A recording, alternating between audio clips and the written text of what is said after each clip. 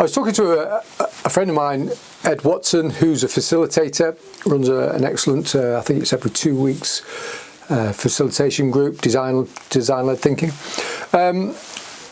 You'll find it on Eventbrite. So we were having this conversation. I'd asked the question, okay, so how do you define facilitation? I had my own ideas about this, and I was just wondering what Ed was going to say about it, since that's what he does. He focuses on that. So the way I think about it, he kind of went away and said, well, you know, there are various people's ideas about what it is, and here's mine. I tend to think that we actually separate these things into you know, facilitation, coaching, training, and mentoring, and you often find that people then develop a great idea of, let's build an institution that just does facilitation or just does mentoring, and then what we'll do, we'll make money out of people by teaching them how to be facilitators. So then you end up with the idea, this thing about, well, I can only be a coach or a facilitator or something else if I've done the course. And that isn't quite true. You can be very, you know, whether it be leadership or, and these are all forms of leadership, by the way. Facilitating, you're leading a group of people to discover something. Coaching, you're leading a person in a coaching coaching conversation, and so on. They're all forms of leadership, but getting qualified in that to a higher level doesn't necessarily make you a great, whether it be coach or facilitator or trainer or, you know, mentor. What it means is that you've managed to study to pass a test, and that then becomes a problem, really. Now then, I specialise in helping people to fast track this. You know, you want people to be leading. They're trying to achieve something. If we're going to break out of things, we need to get out of this idea that, you know, I'm a facilitator, but therefore I can't coach. No, it doesn't mean that at all. And also, it also depends on what kind of personality you are, where your preference would be. Okay, so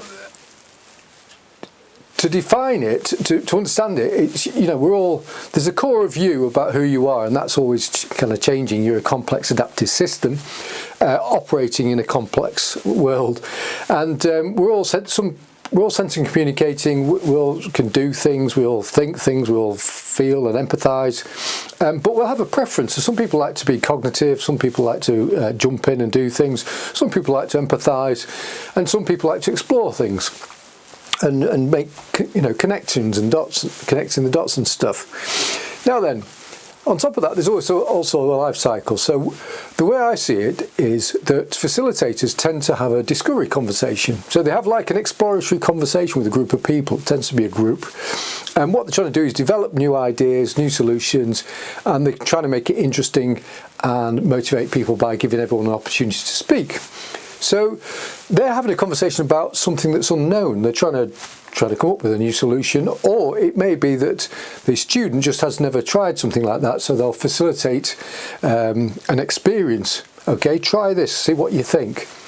Once they've got past that stage, it's the unknown that's become known, but they're unfamiliar. So that's where a trainer comes in. A trainer might train a group of people. It tends to be a kind of a brief chat. It's bish bosh bish, bish bash bosh. Sorry, and the trainer gives the puts in information to the student. This is kind of an independent relationship with a group of people. The facilitator wants to be like the catalyst. It just makes it easier for them to learn something or to discover something. The trainer is a very codependent relationship. And that means that the student is really reliant on the instructor. When they've got past this stage, they then go on to a mentor situation. This tends to be more one-to-one. It's directing and supporting, and it's a more detailed conversation. So everything that might have been, it might be quite a big picture when you're doing the training side of things, but with a mentor, you're beginning to have a more detailed conversation about details of experience. Mentors tend to be models of excellence within an organisation or a subject. and so and they're guiding, they're supporting the learner with their journey and their professional journey, as it might be. When we come down to here, by the way, by this time the subject's gone from unfamiliar to known, but then the coach supports and develops the learner to become very familiar, to embody the learning, as it were, and might provide feedback on that. But it's a familiar subject by now, and they tend to be deeper conversations. The coaches tend to be really good at empathising, so kind of feeling what the learner's feeling. However, they're not separate, and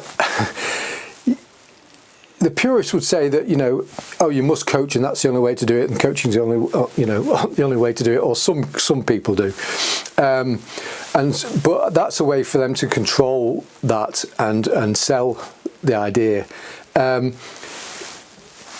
If you're a coach and you come across something and it might be something that you know about, and the coach has never had that kind of experience, then it might be a case of you turning into a facilitator and make them have an opportunity to be able to do that, experience that new learning.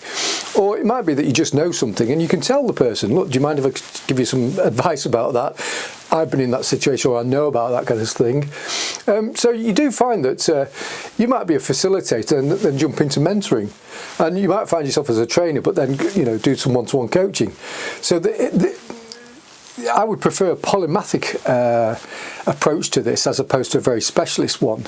It's a good idea to learn them, but you don't have to spend a year getting a qualification in it. Overall, you have to just be aware of all of these, and what will make you good isn't the qualification. There are plenty of people out there that are rubbish coaches, but they've got it because they want to get a job in coaching, but they're not very good at it, because really the only way to get really good at these things is by experience. And that means getting out there and doing the coaching or do the facilitation and maybe get some feedback from people. But you don't have to spend a year doing it, but that's up to you. A lot of people will enjoy doing that because it does give them more information, great brain candy. But the kind of people I tend to work with are people who are trying to make a difference in the world, and they just need to get this information and they need to know these tools because they're leading a small team of people. But yeah, that's the difference. I think we need to get away from the puritanical way of doing things. Facilitator, trainer, mentor, coach, and don't forget it's also aligned with, these people are good at mentoring, these people are good at training, these people tend to be better at facilitating, and these people tend to be better at coaching. So whilst coaching or facilitation might be really popular, your personal preference is to teaching or to training. You might be, you might want to facilitate, but you might find that actually mentoring is your thing. So it really depends on that. It's not the qualification that will make you, it's your natural talent, and also understanding where the student is in their journey. Every time we go through this, we become more complex as individuals. It's a human system, and and it just depends on how much the student knows about each bit, which is what style you will use, or whether it's a group or an individual.